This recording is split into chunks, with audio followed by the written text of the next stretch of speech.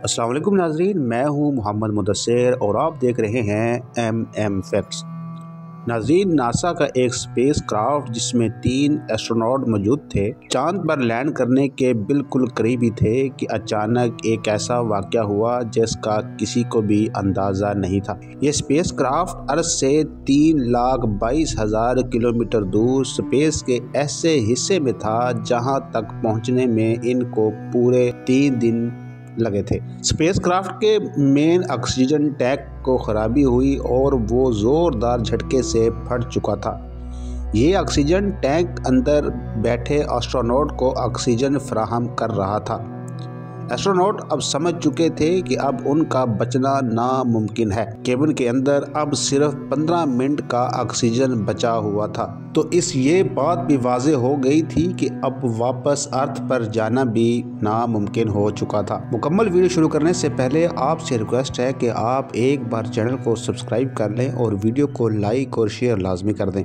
नाजरीन, स्पेस में रोबोट को भेजना नासा के लिए काफ़ी मुश्किल टास्क होता है, और फिर अगर एक जीते जागते इंसान को स्पेस में भेजना हो, फिर उसको सही सलामत वापस लाना हो, एक ऐसा टास्क है जिसमें अगर छोटी सी भी गलती हो गई तो सालों की मेहनत तो ज़ाय हो की ही साथ इंसान की जान भी जाएगी और ये ख़तरा लगा रहता है। स्पेस क्राफ्ट के अंदर कुछ ऐसी सेफ्टी प्रोवाइड की जाती है जिसमें सूरज से निकलने वाली शुआओं से बचना और इसके अलावा ज़मीन जैसा माहौल मुहैया किया जाता है ताकि एस्ट्रोनॉट ज़िंदा रह सकें। प्रेशर केबन्स जिसमें ऑक्सीजन फराहम करने के लिए ऑक्सीजन टैंक्स भी लगे होते हैं और केबन से कार्बन डाइऑक्साइड ख़त्म करने के लिए फ़िल्टर भी लगाए जाते हैं। अगर स्पेस में कोई भी हादसा पेश आए तो स्पेस क्राफ्ट के अंदर बैठे एस्ट्रोनॉट हमेशा के लिए काले बादलों में गुम हो जाएंगे, जिसको वापस लाना किसी के लिए भी मुमकिन नहीं होगा। लेकिन आपको जानकर ये हैरत होगी कि एक ऐसा ही हादसा अप्रैल 1970 में अपोलो 13 पर पेश आया था। ये एक सच्ची और रियल स्टोरी है। ये किसी साइंस फिक्शन फिल्म से कम नहीं है। इस मिशन से 1 साल पहले यानी 1969 में अपोलो 11 चांद पर कामयाबी के साथ लैंड कर चुका था और नील आर्मस्ट्रॉन्ग वो पहला शख्स था जिसने चांद की ज़मीन पर पहला कदम रखा था। अपोलो 11 के बाद अपोलो 12 मून मिशन में कामयाबी से हमकिनार हो चुका था, लेकिन अब बारी थी अपोलो 13 की, जिसका मकसद चांद को मज़ीद एक्सप्लोर करना था। अपोलो 13 को चांद के एक ऐसे हिस्से पर लैंड करना था जहां पर एस्ट्रॉयड के गिरने से बहुत बड़ा गड्ढा बन गया हो और चांद के इस हिस्से को फरामरो कहा जाता है। इस मिशन के कमांडर जेम्स लोवेल थे, जब कि उनके साथ 2 और भी साथी थे। उनमें से एक था जॉन और दूसरा था फ्रेड हैस भी थे। ये तीनों एस्ट्रोनॉट अपनी फैमिलीज़ को छोड़कर अपोलो 13 के लिए रवाना हो चुके थे। मिशन का आगाज़ अप्रैल 1970 फ्लोरिडा में वाक़े John F Kennedy space centre से हुआ। चूँकि चांद पर इंसानों का ये कोई पहला ट्रिप नहीं था, तो इसलिए इसको लाइव देखने में ज़्यादा लोग दिलचस्पी नहीं ले रहे थे। इस स्पेस क्राफ्ट के 3 हिस्से थे, जिसमें से एक ये कोन वाले शक्ल को हिस्से को कहते हैं कमांड मॉड्यूल। ये वो हिस्सा है जहां पर तीनों एस्ट्रोनॉट को ज़्यादा वक्त गुजारना पड़ता था, और दूसरा हिस्सा जिसकी शक्ल एक मकड़ी जैसे नज़र आती है, इसको कहते हैं ल्यूनर मॉड्यूल कहते हैं। इसका मकसद चांद पर लैंड करना और एस्ट्रोनॉट को वापस लेकर जाना था। तीसरा और आखिरी हिस्सा जिसमें स्पेस क्राफ्ट का इंजन और ऑक्सीजन टैंक्स मौजूद होते हैं, इसलिए इसको स्पेस क्राफ्ट का दिल भी कहा जाता है। अब प्लान ये था कि स्पेस क्राफ्ट अर्थ के ऑर्बिट से निकलकर चांद के गिर्द चक्कर लगाकर, और तभी इनमें से 2 एस्ट्रोनॉट निकलकर इस ल्यूनर मॉड्यूल से बैठकर इसको स्पेस क्राफ्ट से अलग करेंगे और फिर चांद पर लैंड कर जाएंगे। चांद से سیمپل اکٹھے کرنے کے بعد لونر ماڈیول ان کو واپس چاند کے آربٹ میں لے کر جائے گا اور پھر سے اسپیس کرافٹ سے جڑ جائے گا اور واپس ارتھ کی طرف روانہ ہو جائیں گے۔ لیکن ان کو کیا معلوم تھا کہ چاند پر لینڈ کرنا تو دور کی بات بلکہ یہ ایک ایسے خوفناک حادثے کا شکار ہونے جا رہے تھے جس کا ان کو کبھی سوچا بھی نہیں ہوگا۔ ان کو ارض سے روانہ ہوئے 55 گھنٹے گزر چکے تھے۔ اسپیس کرافٹ 3,22,000 کلومیٹر ارض سے دور چاند کی طرف تیزی سے جا رہا تھا۔ اسی دوران ایک ایسٹروناٹ نے روٹین کے مطابق آکسیجن لیول چیک کرنے کے لیے جب بٹن دبایا تو اچانک ایک زوردار جھٹکا محسوس ہوا۔ یہ جھٹکا اتنا شدید تھا کہ کمانڈ ماڈیول میں بیٹھے دوسرے ایسٹروناٹ نے بھی اس کو محسوس کیا۔ کیونکہ فریڈ ہیس کے مذاق کرنے کی عادت تھی، اس لیے پہلے سب کو یہی لگا کہ شاید اس نے پھر کوئی مذاق کیا ہے، مگر اس بار فریڈ ہیس بھی دوسرے ایسٹروناٹ کی طرح حیران رہ چکا تھا۔ ابھی وہ کچھ سوچنے ہی والا تھا کہ ماسٹر الارم اور الیکٹرک پاور فیلر لائٹ بلنک کرنا شروع ہو چکی تھی۔ معلوم پڑا کہ 2 الیکٹرک وائرز مل جانے کی وجہ سے ایک آکسیجن ٹینک مکمل طور پر بلاسٹ ہو چکا ہے۔ مشن کمانڈر کے مطابق خود اس واقعے کی خبر ارتھ پر موجود ناسا کے مشن کنٹرول کو دی۔ یہ خبر ملنے کے بعد ناسا کے مشن کنٹرول میں ایک افراتفری مچ چکی تھی، کیونکہ ناسا کے انجینئرز کو ابھی بھی یہ بھی علم تھا کہ آکسیجن ٹینک پھٹنے کے کتنے زیادہ بھیانک نتائج ہو سکتے ہیں۔ 1-2 منٹوں کے بعد جب مشن کنٹرول نے اسپیس کرافٹ سے ریئل ٹائم ڈیٹا نکالا تو معلوم پڑا کہ نہ صرف اسپیس کرافٹ میں ایک آکسیجن ٹینک پھٹا ہے بلکہ دوسرا ٹینک بھی تیزی سے خالی ہوتا جا رہا ہے۔ اس کے ساتھ ساتھ 3 میں سے 2 سپلائی بھی پھٹ چکی ہیں۔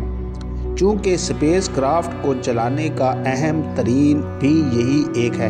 ایک ہی وقت میں اتنے زیادہ پرابلمز کو ہینڈل کرنا مشن کنٹرول کے لیے درد سر بن چکا تھا اور یہ بہت زیادہ مشکل پیش آ رہی تھی۔ دوسری طرف اسپیس کرافٹ میں مشن کمانڈر جیمز لوویل نے جب کھڑکی سے باہر دیکھا تو اس کو عجیب و غریب چیز لگی، اور وہ تھی وہ سروس ماڈیول میں سے کوئی گیس لیک ہو رہی تھی۔ یہ گیس آکسیجن گیس تھی جو دوسرے ٹینک سے بھی لیک ہو رہی تھی۔ اس وقت تک تینوں ایسٹروناٹ کو اچھی طرح معلوم ہو چکا تھا کہ وہ ایک بہت بڑے مسئلے میں پھنس چکے ہیں۔ اب حالت یہ تھی کہ ان کی لائٹس بھی آف ہو چکی تھی، ان کے پاس پینے کا پانی بھی موجود نہیں تھا۔ اب ان کے پاس صرف وہ آکسیجن ہی باقی بچی تھی جو ٹینک میں موجود تھی جو لیک ہو رہی تھی۔ ان مسئلوں کے ساتھ ساتھ ایک اور بھیانک مسئلہ بھی پیش آ چکا تھا، اور وہ یہ تھا کہ بلاسٹ کی وجہ سے پورا ایئر کرافٹ اپنی ڈائریکشن تبدیل کر چکا تھا۔ اس کا مطلب یہ تھا کہ اگر انہوں نے فوراً اپنی ڈائریکشن صحیح نہ کی تو ہمیشہ کے لیے ڈیپ اسپیس میں گم ہو جائیں گے۔ لہٰذا ان کو سب سے پہلے اپنی ڈائریکشن ٹھیک کرنا تھی۔ دوسری طرف یہ خیر پوری دنیا میں یہ خبر پھیل چکی تھی، وہ تمام ٹیلی ویژن نیٹ ورک اس مشن کو اہمیت نہیں دے رہے تھے، وہ اب اس کو لائیو کوریج کر رہے تھے۔ وہ اب اپولو 13 پر ہونے والے حادثے کو مسلسل رپورٹ کر رہے تھے۔ ایسٹروناٹ کی فیملی کے ساتھ ساتھ پوری دنیا اس افسردہ خبر کو دیکھ کر حیران ہو چکی تھی۔ وقت تیزی سے گزر رہا تھا، بلاسٹ کو اب پورے 1.5 گھنٹہ گزر چکا تھا۔ دوسرے آکسیجن ٹینک میں اب صرف اتنا آکسیجن بچا تھا کہ وہ کمانڈ ماڈیول کو آکسیجن دے سکے۔ اسی موقع پر ناسا کے مشن کنٹرول نے یہ فیصلہ کیا کہ ایسٹروناٹ کمانڈ ماڈیول سے نکال کر وہ لونر ماڈیول میں شفٹ ہو جائیں۔ خوش قسمتی سے لونر ماڈیول میں اس کو الگ آکسیجن سپلائی دی ہوتی تھی۔ لیکن مسئلہ یہ تھا کہ وہ ایک چھوٹی سپلائی تھی اور وہ بھی صرف 2 ایسٹروناٹ کے لیے ڈیزائن کی گئی تھی۔ یہ کیونکہ اور آپشن تھا نہیں، اس وجہ سے یہ ہی قدم اٹھانا پڑا۔ تینوں ایسٹروناٹ لیونر میڈول میں چلے گئے، مگر اب سوال یہ پیدا ہے کہ آخر یہ کب تک ان کو زندہ رکھ سکتا ہے۔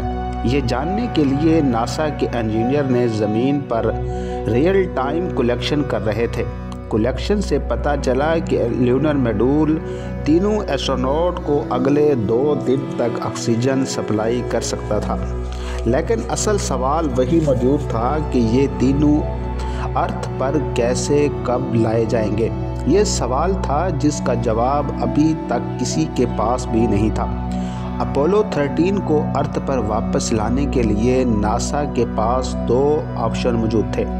پہلا یہ کہ مین انجن کو استعمال کرتے ہوئے پورے سپیس کرافٹ کو ارتھ کی طرف لایا جائے، کیونکہ یہ مین انجن بھی آخری فیول سورس پر چل رہا تھا۔ اسی وجہ سے انجینئر کو خدشہ تھا کہ راستے میں کہیں یہ انجن بند نہ ہو جائے۔ دوسرا آپشن یہ تھا کہ چاند کی گریوٹی کو استعمال کر کے سپیس کرافٹ کو ارتھ کی طرف دھکیلا جائے، جس میں بہت کم پاور استعمال ہوگی۔ ناسا مشن کنٹرول نے یہ دوسرا آپشن چوز کیا، مگر اس میں بھی ایک مسئلہ تھا، اور وہ مسئلہ یہ تھا کہ جب سپیس کرافٹ چاند کی گریوٹی کو استعمال کر کے پورا ایک گول چکر لگا کر آئے گا، تب اس کو چاند کے آربٹ سے نکال کر ارتھ کی طرف دھکیلنا ہوگا۔ یہ کام لیونر میڈول کے انجن کے مدد سے کرنا ہوگا۔ لیونر میڈول کا انجن، جو کہ چاند سے ٹیک آف کرنے کے لیے ڈیزائن کیا گیا تھا، اس سے یہ کام پہلی بار لیا جا رہا تھا، جو کہ کافی زیادہ رسکی تھا۔ لیونر میڈول کے انجن کا کتنی دیر تک چلایا جائے گا یہ بھی سوچنا ہوگا، اور یہ اتنا آسان نہیں تھا۔ تھوڑی سی غلطی ایک بہت بڑے حادثے کا باعث بن سکتی تھی۔ لیونر میڈول میں بیٹھے تینوں ایسٹروناٹ نے وہی کیا جو ان کو ناسا میں بیٹھے مشن کنٹرول والے کہہ رہے تھے۔ چاند کے گرد چکر لگانے کے بعد ایک خاص پوائنٹ پر آ کر انہوں نے 35 سیکنڈ کے لیے راکٹ کو بند کیا، جس کی وجہ سے ان کی ڈائریکشن ارتھ کی طرف ہو چکی تھی۔ پورے 2 دنوں کے بعد سپیس کرافٹ 32,000 کلومیٹر پر آور کی سپیڈ سے چلنا شروع ہوا۔ ارتھ کے کافی قریب پہنچ چکا تھا۔ اب ان کے کافی مشکل ترین چیز کا سامنا کرنا پڑ رہا تھا۔ وہ مشکل چیز یہ تھی کہ ارتھ کو ایٹماسفیئر میں داخل ہونے سے پہلے ان کو لیونر میڈول کو چھوڑ کر واپس کمانڈ لیونر میڈول میں جانا تھا، کیونکہ کمانڈ میڈول میں سے ہی اس کام کے لیے بنایا گیا تھا۔ لہٰذا اپنے سپیس سوٹ پہن کر کمانڈ میڈول میں چلے گئے، جہاں پر سارے کمپیوٹر بند پڑے تھے، اور اس کی وجہ سے وہاں کا ٹمپریچر فریزنگ پوائنٹ سے بھی نیچے آ چکا تھا۔ ارتھ میں انٹری کے لیے انہوں نے خود کو لیونر میڈول سروس میڈول سے الگ کر دیا۔ ناسا کے مشن کنٹرول اور پوری دنیا کے لوگوں کا سانس رکا ہوا تھا، کیونکہ اب وہ وقت قریب آ چکا تھا جب بغیر کنٹرول کے یہ ارتھ میں داخل ہونے جا رہے تھے۔ انٹری کے وقت گرمائش کی وجہ سے پورے 3 منٹوں تک ان سے رابطہ ٹوٹ چکا تھا۔ جب 3 منٹ کے بعد بھی ان سے کوئی رابطہ نہ ہوا تو سب کو یہی لگا کہ شاید ایسٹروناٹ جان کی بازی ہار چکے ہیں، لیکن پھر اچانک وہی ہوا جس کا سب کو انتظار تھا۔ انہوں نے ریڈیو پر اپنی خیریت کا پیغام دیا۔ ارتھ کے ایٹماسفیئر میں انٹر ہوتے ہی انہوں نے اپنے پیراشوٹ کھول دیے تھے، جس کو اب ٹیلی ویژن پر بھی لائیو دکھایا جا رہا تھا۔ ایسٹروناٹ کی فیملی کے ساتھ سب لوگ ہی جشن منا رہے تھے۔ آخر کار پورے 5 دنوں کے بعد 17 اپریل کو میڈول پیسیفک اوشن میں جا کر گرا، جہاں سے فوراً اس کو ریسکیو کر لیا گیا۔ ناظرین، امید ہے ویڈیو آپ کو پسند آئی ہوگی۔ مجھے دیجیے اجازت۔ اللہ حافظ۔